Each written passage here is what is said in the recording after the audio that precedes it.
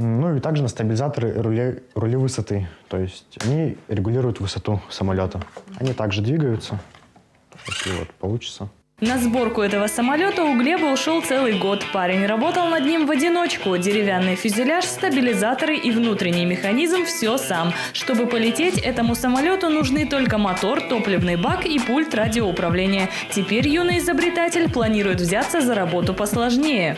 Хотелось бы, может быть, построить какой-нибудь самолет, копию большую. Или, допустим, квадрокоптер для съемки тоже, чтобы для какой-нибудь профессиональной.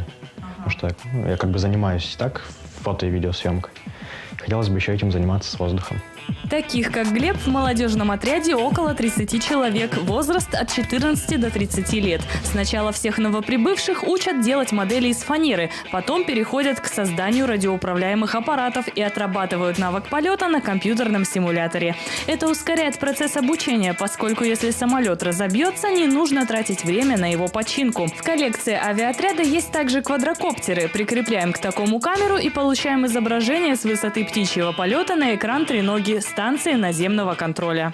Первичные знания о том, что такое аэродинамика, аэромеханика, механика полета, как это происходит, из-за чего и почему, естественно, вся эта информация здесь приобретается. Люди, которые сюда приходят, чаще всего связывают свою дальнейшую жизнь с инженерными специальностями. Человек, который серьезно занимается радиоуправляемыми летательными аппаратами, сможет управлять и реальным самолетом. Пусть небольшим, простым, планер, самолет, но в теории сможет.